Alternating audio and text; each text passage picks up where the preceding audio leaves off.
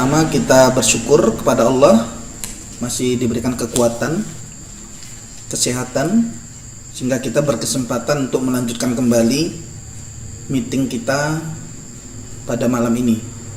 Setelah tadi sore kita membahas beberapa hal penting terkait dengan persiapan kita menyambut tahun ajaran baru yang insya Allah akan kita laksanakan pada Senin 24 Juli yang akan datang. Mudah-mudahan semuanya tetap sehat, ya, semangat. Untuk teman kita yang hari ini belum bergabung, mudah-mudahan nanti bisa menyusul dan Afni berhasil mengontak Wanda.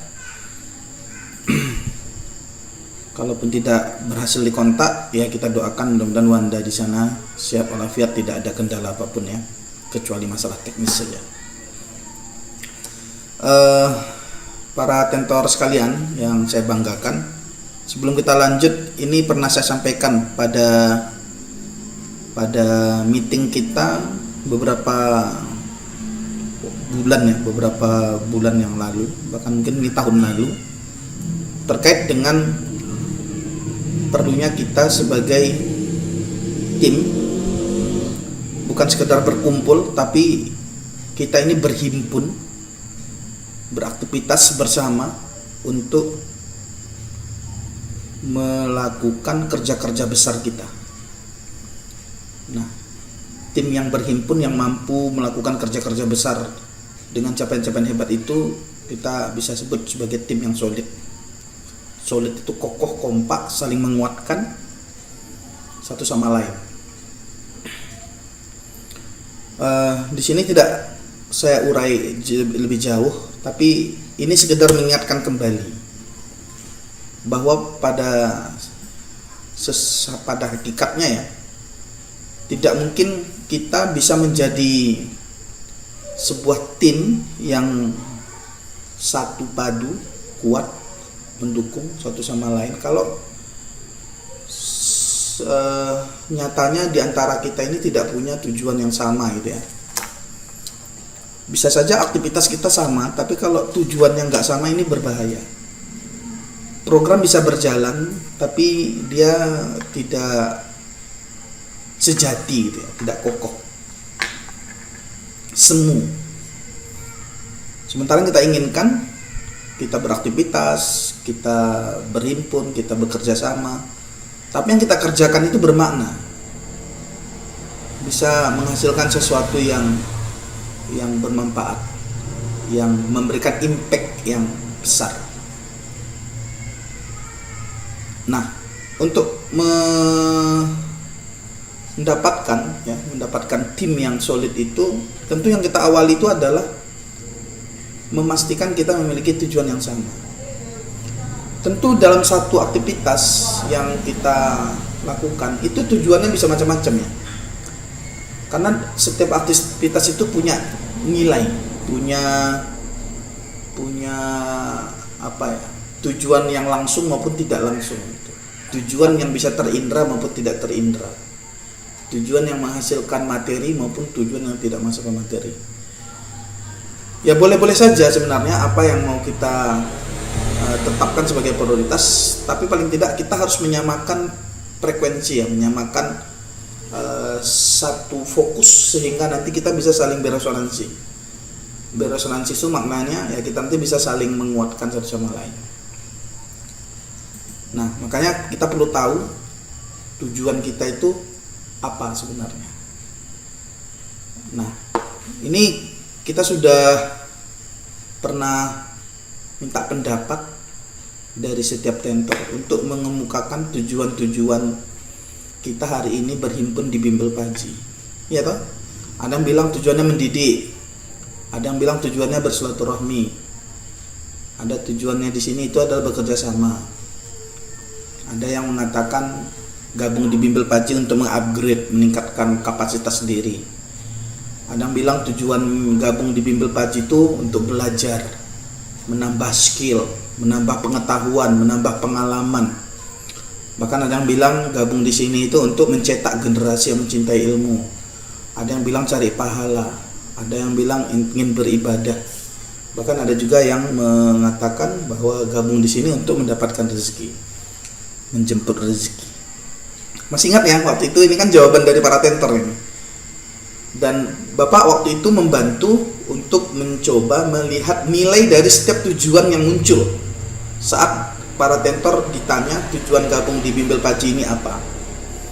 Mendidik itu insaniah, itu hubungan kemanusiaannya. Silaturahmi juga begitu. Dorongannya itu kenapa kita mau bersilaturahmi, karena memang ada aspek kemanusiaan di situ. Karena kita tidak bisa tidak bergaul, tidak bisa tidak bermasyarakat, tidak bisa tidak bersosialisasi.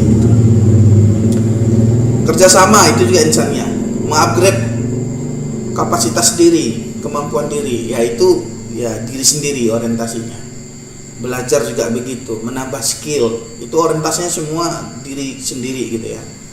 Mencetak generasi itu insaniah. Tapi ada juga yang nggak bisa kita pungkiri, kalau kita ikhlas, kita di sini bekerja, berbuat, berkarya untuk mendapatkan ibadah. Ini dia transcendental ya. Dia langsung dimensinya bukan hanya berfokus pada diri kita sendiri maupun orang lain. Ini berkaitan dengan hubungan kita dengan Allah SWT. Begitu pula rezeki, karena kita yakin rezeki dari Allah. Kita berhimpun, bekerja, berkarya, bekerja sama satu sama lain. Itu juga bagian dari kewajiban kita untuk menjemput apa yang telah ditetapkan Allah sebagai bagian dari rezeki kita. Nah, ini diantara tujuan-tujuan yang memang muncul tatkala kita bergabung di Bimbel Paji. Ini bukan urusan salah atau benar ya, karena ini semua benar. Hanya saja kita perlu mengenali bahwa di antara sekian banyak dorongan kita untuk melakukan atau tidak melakukan sesuatu, apapun itu, termasuk ketika kita hari ini bergabung di Bimbel Paji, sebenarnya ada 3 kan? Ada materi, ada insaniah tadi, baru ada aspek ruhiyah, ada konteksnya itu adalah ibadah. Kita bergabung untuk dapatkan materi, itu tidak salah. Kita berhimpun di sini untuk bersosialisasi dari sisi kemanusiaan, dari sisi kita ini makhluk sosial, itu juga nggak salah. Kita bekerja, berkorban, melakukan banyak-banyak aktivitas yang berkaitan dengan pendidikan, itu kalau kita niatnya ibadah, kita akan mendapatkan pahala. Karena ini bisa menjadi amal jariah. Syaratnya itu ikhlas ya. Syaratnya itu harus ikhlas. Nah, itu nggak salah. Kalau kita kumpulkan ya cuma tiga jenis ini saja sebenarnya dorongan seseorang melakukan atau tidak melakukan sesuatu. Tapi yang perlu kita pahami adalah kalau kita salah dalam menempatkan skala prioritas, dalam menempatkan diri kita ini didorong yang lebih utama karena faktor apa, maka nanti bisa salah pula kita dalam memerankan diri di dalam himpunan kita ini. Sebagai contoh misalnya, di sini yang terendah sebenarnya dorongan itu adalah materi. Kalau kita bergabung tujuan utama materi, maka kita nggak akan bisa satu frekuensi.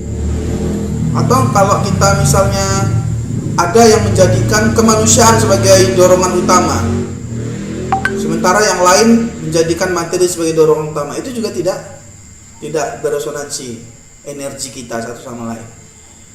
Begitu pula kalau misalnya sebagian kita dorongannya ibadah ruhiyah, dia ikhlas terus mau berkorban, mau berjuang gitu kan. Tapi yang lain belum sampai ke sana. Nah, ini juga bermasalah. Dia syaratnya supaya kita bisa solid itu, kita harus sama dalam meletakkan sesuatu itu sebagai dorongan utama. Kalau orang barat misalnya, orang-orang sekuler, mereka itu kompak, tujuan utamanya materi.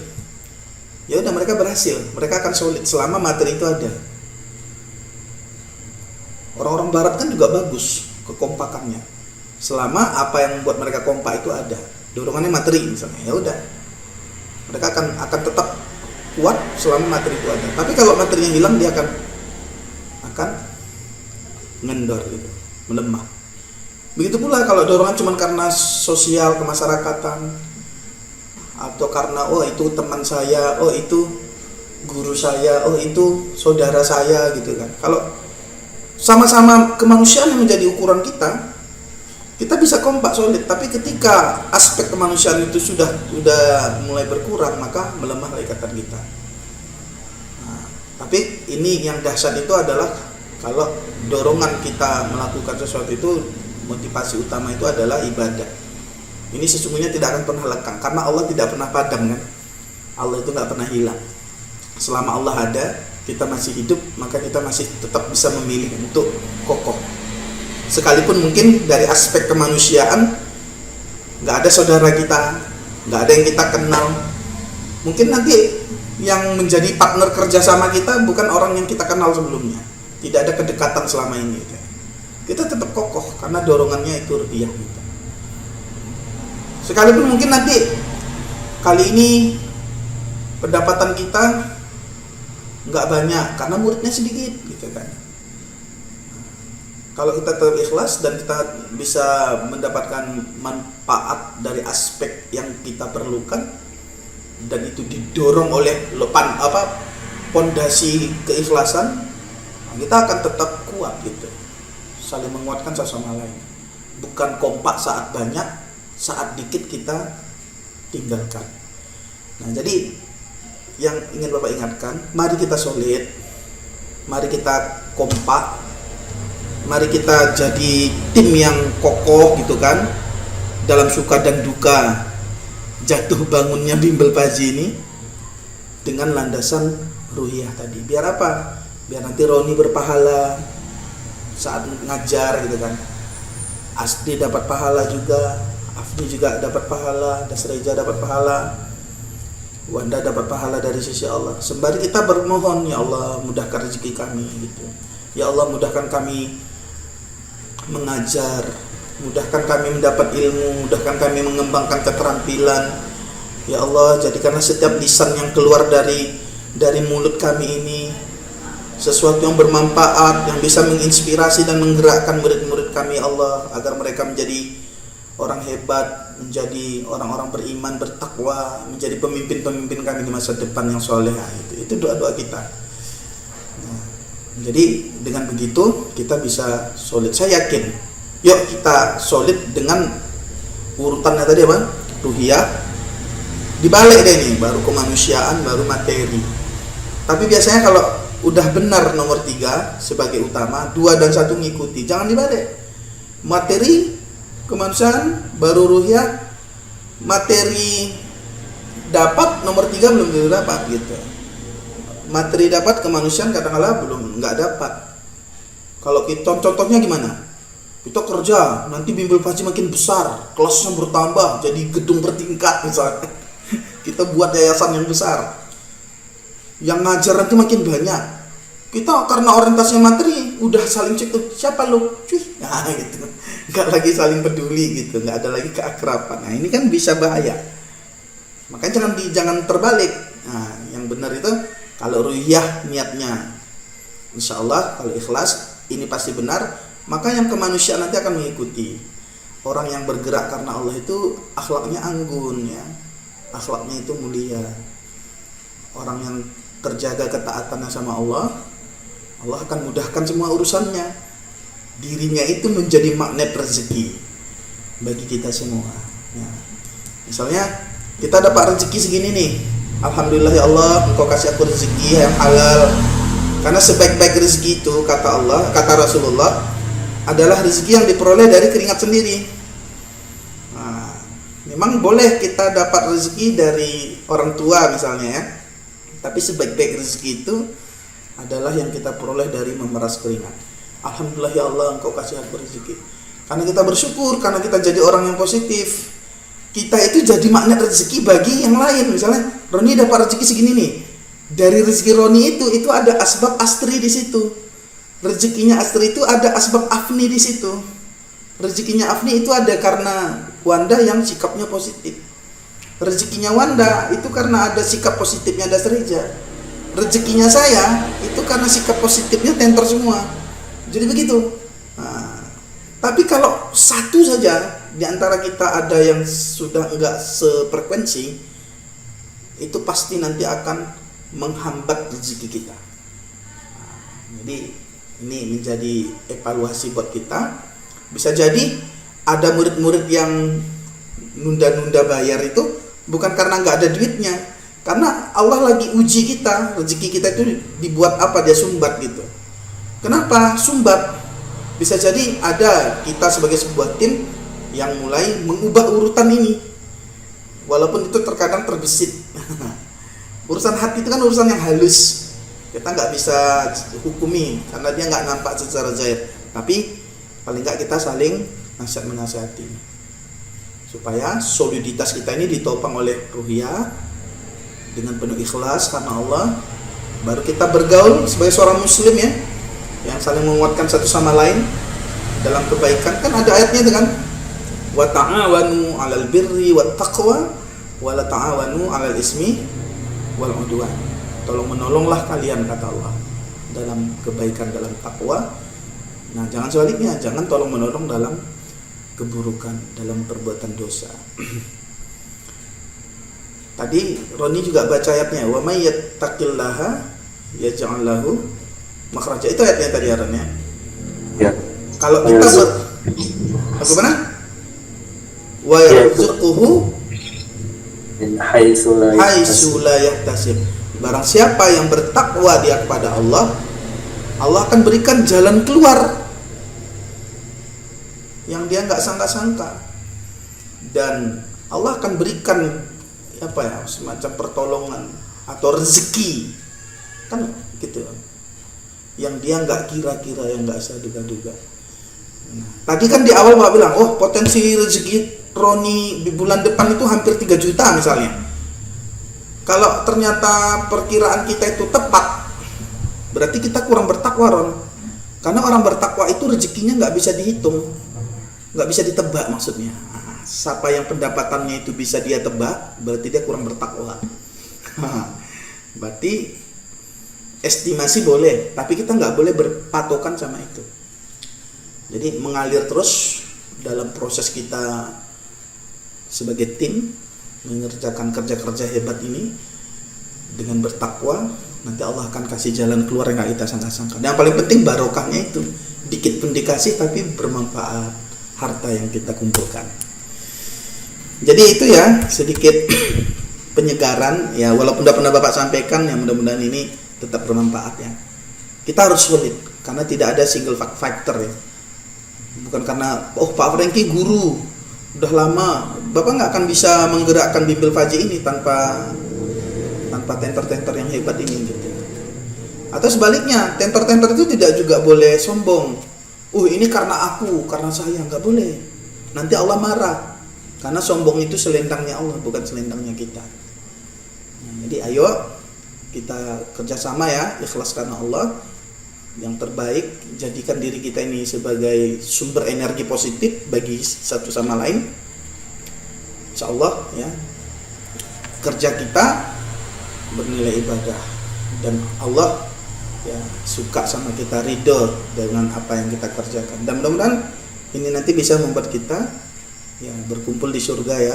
Nanti kita di surga kumpul, wah halo Pak Franky, halo Pak Roni, wah dulu kita sama-sama ya, ingat nggak Pak?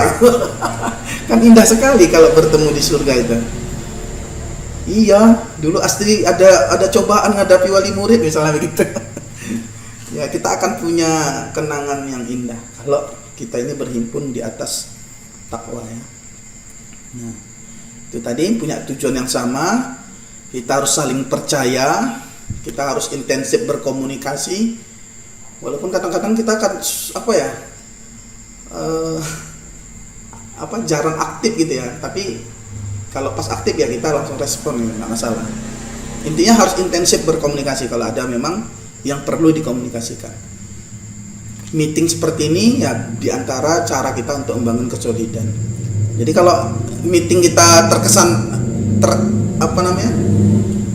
estafet gitu ya, beruntun gitu ya, mungkin itu karena memang kita jarang bertemu selama liburan ya. Jadi ya kita berkorban dikit lah waktu, tenaga, dan kuota untuk soliditas itu.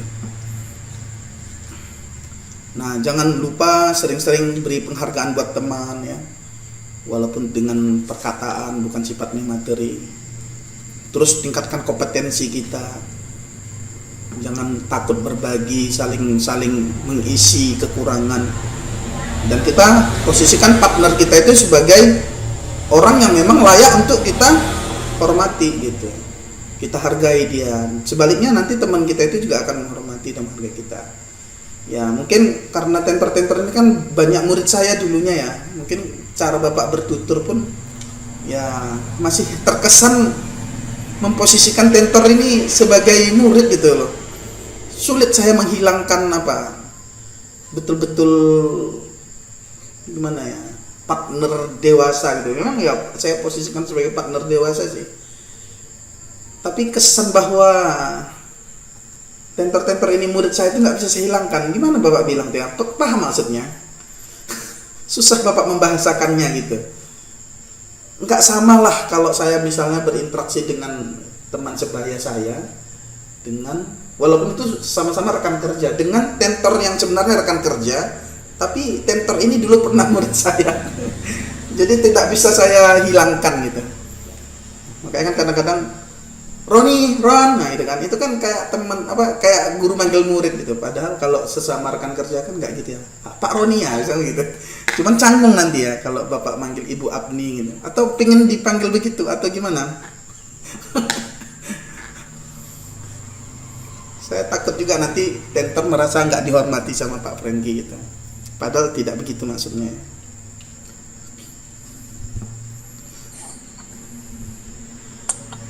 Nah, terus miliki komitmen yang kuat dan evaluasi ya. Jadi itu saja untuk pengantar. Ini Bapak tutup.